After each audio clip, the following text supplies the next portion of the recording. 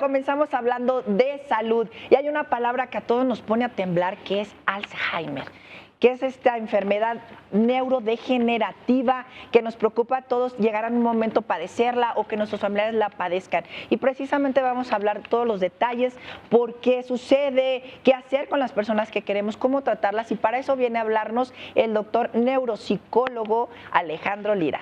Eso. Bienvenido. ¿Qué tal? ¿Cómo estás? Feliz viernes, Bien, Alex. feliz viernes, por fin. Por fin, sí. Oye, pues idea de que llegue el viernes, Sí, ¿verdad? ¿verdad? Oye, ¿qué es el Alzheimer? Es que ya se me olvidó. Ok, el Alzheimer va a entrar dentro de un grupo de enfermedades que se llaman demencias. En particular es una demencia cortical que se va a producir por la degeneración de las neuronas de la corteza cerebral, que es provocada por la acumulación de beta-amiloide y neurofibrillos alrededor de las neuronas. Ok.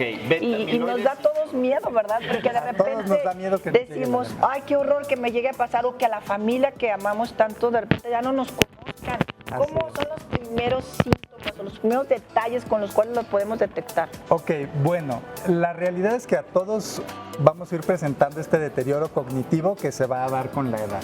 La diferencia con el Alzheimer es que mientras más temprano se presente, más rápido va a ser este deterioro. Generalmente se va a dar alrededor de los 80 años. Entonces, nuestra esperanza de vida es de unos 85 años, así que pues la mayoría vamos a expirar antes de que se nos presenten los síntomas más importantes del deterioro cognitivo. Sin embargo, hay personas que lo pueden presentar mucho antes, ¿no? Generalmente se considera normal a partir de los 65 años. ¿Qué vamos a empezar a observar? La principal falla es en la memoria. Vamos a empezar a presentar fallas importantes en los sistemas de memoria. Las personas van a tener dificultades para recordar cosas, incluso recientes. También vamos a tener dificultades para ubicarnos espacialmente. Las personas van a olvidar de pronto dónde están, y algo muy común es que se va a presentar lo que llamamos anomia. Van a empezar a tener dificultades para recordar palabras, ¿no? Entonces es muy común esto en el lenguaje. Me dice, ay, pásame eso. Eso que está allá encima del eso, es que sirve para poner agua. Le pones agua allí y luego te la tomas. El vaso, exactamente. Pero no lo solemos tomar importancia porque las personas pues le dan vueltas al término y logran describirlo como bastante bien, pero nunca llegan como a lo que llamamos el término blanco, o sea, es decir, a la palabra que queríamos sí. allá alcanzar. Esa, ya ves. Justo Esa palabra. Pero antes Alex se decía que pues era incurable, que no tenía remedio, que si tenías tendencia a tener Alzheimer pues iba a llegar en algún momento. Sin embargo, hay estudios que dicen que, por ejemplo, aumentar la neuroplasticidad te ayuda a tener más activo el cerebro. ¿Es verdad? ¿Qué otras cosas podemos hacer para, digamos, prolongar nuestro tiempo sano en el cerebro? Ok, bueno, para empezar, sí, el Alzheimer es una enfermedad crónico-degenerativa, no tiene cura, pero la podemos tratar y retrasar la aparición de los principales síntomas. Pues eso es importante dejarlo en claro. Dos, va a tener mucho que ver, sí, una parte con la genética o con nuestra genética, pero tiene más que ver con nuestro estilo de vida. Se relaciona mucho con personas pues que tienden a ser sedentarias, que tienen mucho estrés, incluso con traumatismos cráneoencefálicos y con una dieta pues poco balanceada. Hoy. Y también tiene que ver, por ejemplo, si son personas que fuman, toman, no hacen ejercicio, ¿también les afecta? Exactamente. Por ejemplo, una persona sedentaria no hace ejercicio, entonces también se relaciona con esto. El fumar, el beber y el tener estos malos hábitos, pues también van a promover la aparición de esta enfermedad. No es que si haces ejercicio y haces todo bien en la vida, no te vaya a pasar, y tampoco significa que si fumas, bebes y nunca haces ejercicio, no te vaya a pasar. Pero tus probabilidades pueden mejorar si tienes buenos hábitos y cuidas de tu salud. Ale, ¿cuántas etapas, porque es degenerativa, cuántas etapas se consideran cuántas etapas hay de esta enfermedad y cuál es la pues más importante cuando más, como se dice, se desborda esta enfermedad? Bueno, en general se considera que la enfermedad tiene 3 etapas, ¿no? Que es el comienzo, la etapa media y la etapa final. En la etapa final es cuando ya vamos a ver los síntomas más graves, donde el deterioro cognitivo de la persona pues es bastante profundo. Muchas veces ya no reconoce a sus familiares, no sabe dónde está, no puedes dejar, por ejemplo, que salga incluso de tu casa porque se va a perder, no va a poder regresar. Empiezan a tener fallas ya bastante importantes. Al principio de la enfermedad, la persona incluso va a tener conciencia y va a saber qué es lo que le está sucediendo. Todavía conserva muchas de sus habilidades cognitivas, aunque ya varios de estos problemas puedan ser evidentes y se empiecen a manifestar. Sabe que está enferma, sabe que tiene que hacer ciertas cosas, pero esto va a ir, pues digamos, avanzando y va a ir perdiendo esa conciencia de la enfermedad y hacia el final pues ya no la va a tener. Oye, una vez escuché que estaban diciendo, mira, a un amigo, por ejemplo, que de repente dice, ay, es que como que se me va la onda de tal o cual cosa en la casa o hacia una dirección, que si se da cuenta, que si es consciente de que se le está pasando, no es Alzheimer. O sea, es cuando no te das cuenta, cuando de repente le dicen, oye, es que ya pasaste por aquí 3 veces y no te das cuenta. ¿Sí me entiendes a lo que te digo? Esto tiene más que ver con una etapa media o avanzada de la enfermedad. Al principio de la misma, la gente sí se da cuenta de lo que está pasando y muchas veces lo refieren, es que mi memoria no es tan buena como hace unos años o es que estoy presentando algunos problemas. El problema es que en esta etapa de al principio de la enfermedad, la mayoría de la gente no se atiende. Piensan, no, es que es la bola de años, es que ya es normal porque ya estoy chocheando, etcétera, ¿no? Incluso nosotros como familiares lo podemos como, pues, disminuir o minimizar. No pasa nada, pues es que ya está grande, ¿no? Pero es importante que si empezamos a tener estas fallas de manera recurrente, sí acudamos a una consulta médica, a una evaluación neuropsicológica, porque incluso antes de la etapa primera de la enfermedad, podemos detectar que hay una predisposición al Alzheimer. Desde la neuropsicología podemos hacer una evaluación y determinamos si la persona tiene algo que llamamos deterioro cognitivo leve, que es cuando las fallas no llegan al nivel suficiente para diagnosticar una demencia, pero no podemos decir que la persona está normal. Entonces podemos elaborar un programa de estimulación para que en caso de que la persona tenga la predisposición de padecer la enfermedad, la aparición de la misma se retrase. Entonces podemos ganar unos años que pueden ser bastante buenos y evitar que la persona llegue a la etapa más profunda de la enfermedad, donde los déficits ya son muy evidentes y el cuidado de la persona pues también se complica bastante. Oye, Alex, justo acabas de decir algo, ¿no? Las últimas etapas son realmente intensas, no solamente ya para la persona que padece esta enfermedad tan compleja, sino también para la familia. Entonces, si alguien tiene un pariente aquí que tiene esta enfermedad, ¿qué le aconsejas de acompañamiento psicológico para poder sostener también a la persona que están cuidando? Claro, fíjate que esto que mencionas es bien importante y en el caso de las demencias sucede comúnmente algo que llamamos síndrome del cuidador primario.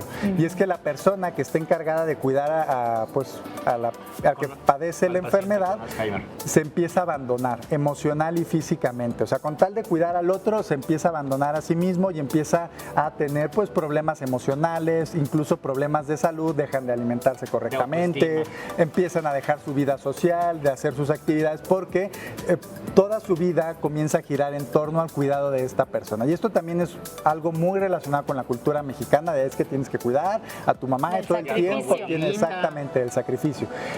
Hay que buscar ayuda, y no solo para nosotros. En relación a la terapia es importante acudir a terapia, grupos de apoyo de Alzheimer para personas con Alzheimer, donde te pueden brindar estrategias que te permitan cuidar mejor a tu familiar, pero también es una red de apoyo que te va a ayudar a ti como persona a mantener estos lazos sociales y pues de alguna manera tú cuidarte a ti mismo.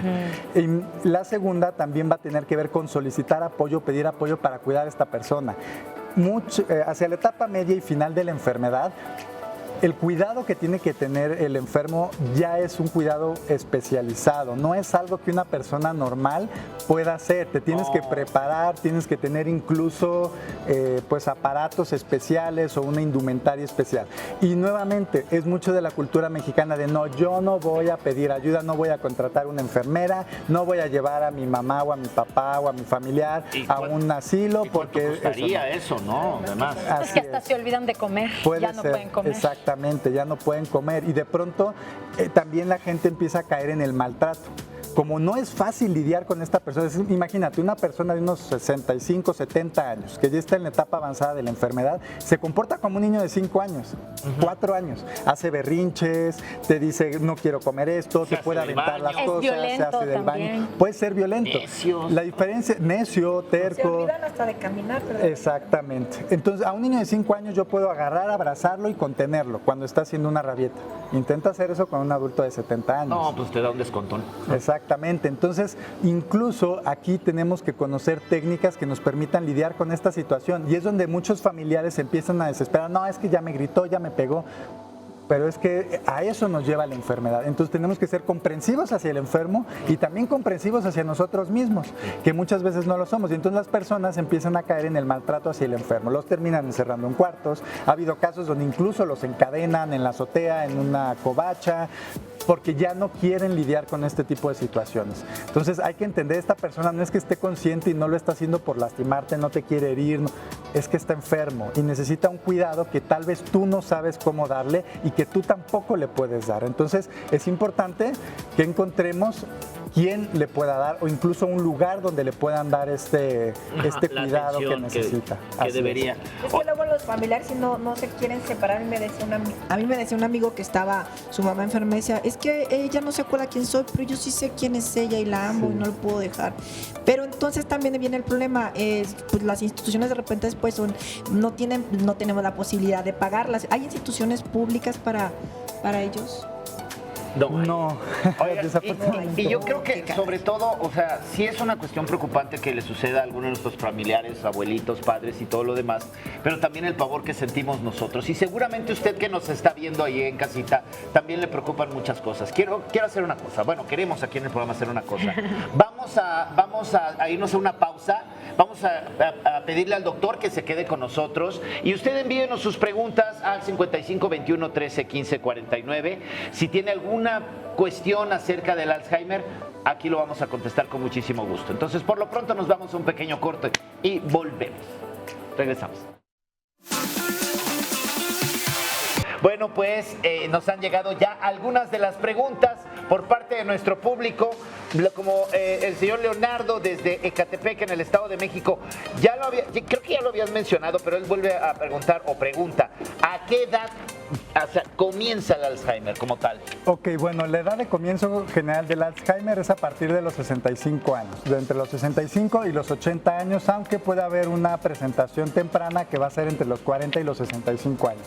Si la presentación es temprana, su avance va a ser más rápido, va a tener resistencia a los medicamentos y pues va a ser un curso de la enfermedad más complicado, ¿no? Si se presenta después de los 65 años, generalmente pues el curso va a ser más despacio y los medicamentos y tratamientos van a tener una mejor eficacia. Ok. Oye, Alejandro, ahorita a tras cámaras me decías que también puede presentarse o se podía determinar a partir de los 40. Bueno, no a partir de los 40, pero sí desde la neuropsicología podemos detectar cuando las personas tienen cierta predisposición a padecer de la enfermedad.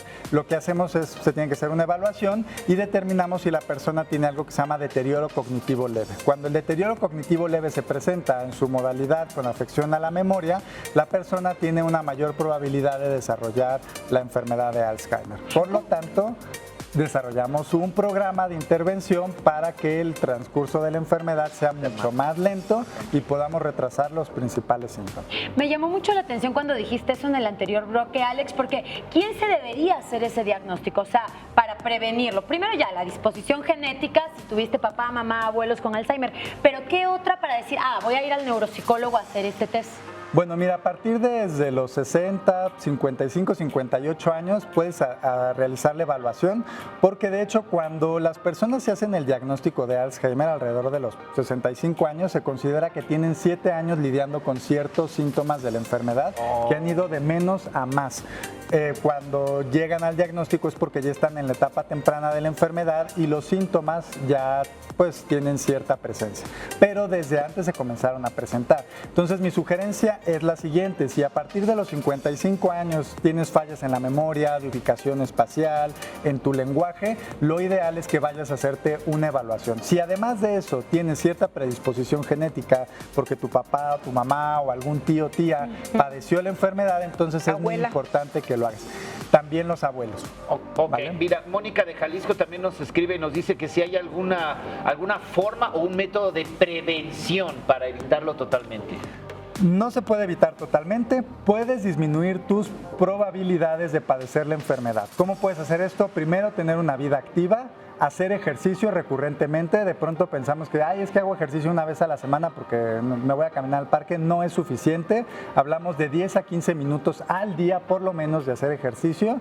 Y también tener una vida social activa. Ahora que sucedió esta situación de la pandemia, que todos nos aislamos, también los índices de demencia aumentaron debido al aislamiento que sufrieron las personas. Esta pues pobre interacción social que tuvieron las personas de la tercera edad durante la pandemia, pues terminó provocando que muchos de estos casos surgieran. Entonces, vida social activa, buena alimentación, ejercicio. Ok, pues aquí tenemos otra pregunta de Silvia que nos escribe de Coapa. Dice, ¿puede ser hereditario? Sí, es hereditario. Bueno, no es que el que tu papá o tu mamá lo hayan tenido hace que tú tengas la certeza de que lo vas a tener. Puede que lo tengas, puede que no. Sin embargo, si algún familiar directo, tus papás o tus abuelos o algún hermano de tus papás lo padecieron, hace que sea más probable que tú lo padezcas. Por lo tanto, es muy importante entonces que tengas estos cuidados.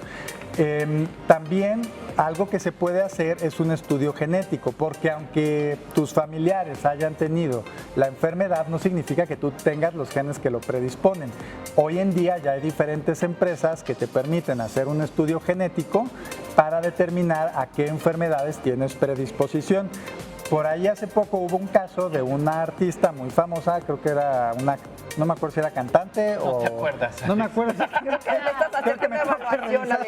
Pero esta persona se hizo el estudio genético y descubrió que tenía las 2 copias del gen que la predisponen a padecer la enfermedad. Y entonces, pues, ella desarrolló todo un estilo de vida en torno a lo que tiene que hacer para prevenir o evitar llegar a la enfermedad. O retrasar. Y justo la pregunta que viene tiene que ver con eso. O sea, lo que podemos hacer es extender el tiempo en que la enfermedad se manifieste para tener más calidad de vida. Exactamente. Ajá. Mario de Yucatán nos dice, ¿tiene cura? Ya nos dijiste que no.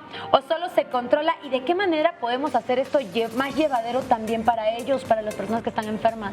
Bueno, punto número 1, es importante que nos informemos acerca de la enfermedad. Muchas veces pensamos que solo con ir al doctor y lo que el doctor me diga ya es suficiente para tratar a mi pariente enfermo, y no es así. Hay mucha información en internet, hay muchos expertos con los que puedes acudir. Es muy importante que te informes y sepas cómo va a ser el transcurso de la enfermedad, qué vas a ir esperando de tu pariente. Por ejemplo, hace un momento nos decía Jackie, es que me dice, ya no me reconoce, pero yo sí sé quién es, y esto seguramente es muy frustrante y duele mucho al familiar. Es que es mi mamá y ya no sabe que yo soy su hija, ¿no?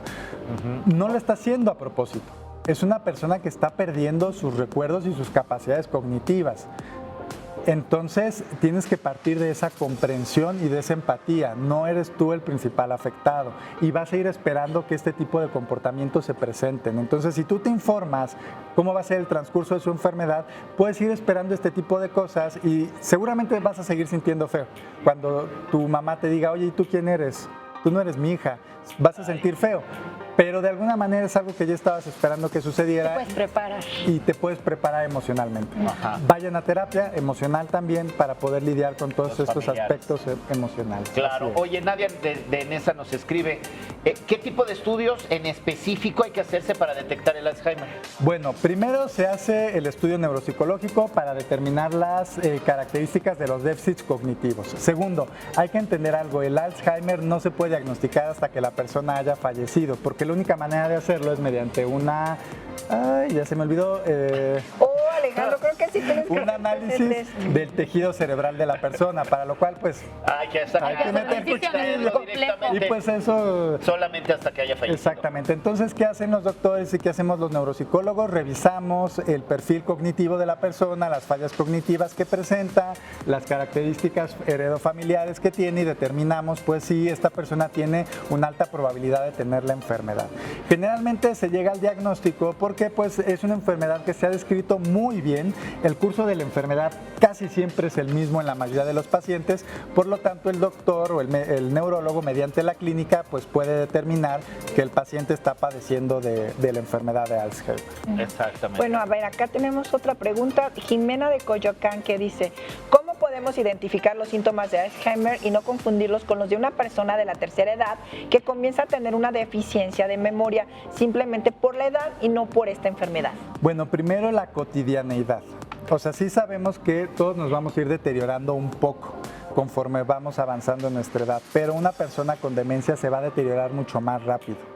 Entonces es ahí donde vamos a poder ver o sospechar que la persona ya está teniendo un problema. Si vemos que estos síntomas que presenta son demasiado cotidianos y que incluso ya están afectando su manera de funcionar en el mundo, ya podemos sospechar de algo que está mal. Por ejemplo, una persona de 65 años no tendría por qué tener problemas de ubicación espacial. Entonces, si de pronto estoy con mi mamá y me dice, ay, es que no sé dónde estoy, ¿cómo llegamos a la casa? Pero pues hemos vivido aquí 20 años, ¿cómo que no sabes cómo llegar a tu casa si conoces este lugar perfectamente? Ahí es cuando ya tenemos que empezar a sospechar. Nos puede pasar muy de vez en cuando algo así, ¿no? Que digas, bueno, de pronto, no sé. Claro, ese momento, ese black, Sí. ¿no? Que tienes. Pero si de pronto esto ya es cotidiano y de pronto ya, oye, mamá, ¿qué haces? No sé. No sé a qué bajé a la cocina. Como el chiste que ponían de pronto en el programa, no sé si estaba bajando la escalera o le estaba subiendo. O sea, de pronto les empieza a pasar esto con cierta cotidianidad y entonces ya hay que sospechar que algo sucede. Ahí está, pero lo importante siempre es atendernos con especialistas. Así es. Híjole, Alex. No quedarse callados, ¿verdad? Porque entonces eso puede ser peor, más Exactamente. difícil, entonces estás a tiempo de hacerte un examen. La enfermedad tiene muchos tratamientos que nos permiten alargar el tiempo en que van a aparecer los síntomas más difíciles de manejar. Lo peor que sucede es que la mayoría de las personas no acuden temprano a pedir ayuda y llegan a los doctores cuando la persona está en la fase media o ya entrando a la fase final de la enfermedad y ya hay muy poco que hacer en ese momento. Pero si acudimos cuando empezamos a detectar los síntomas, hay mucho que hacer y podemos brindarle una mucho mejor calidad de vida tanto a las personas como a sus familiares. Creo que lo que acabas de decir, Alex, es clave. Toda la información que nos has dado nos ayuda a todos aquí, a nosotros que estamos transmitiendo la información, pero también a usted en casa. Muchísimas gracias. Y a tener también mucha empatía y mucha compasión con todas las personas que padecen estas enfermedades. De repente no es nuestro pariente directo, pero algo podemos hacer por apoyar al primo, a la tía y demás personas. Así que nos vamos a ir a una pausa y volvemos con mucho más de Una Mañana Estelar. Así que no se vayan, porque ya regresamos.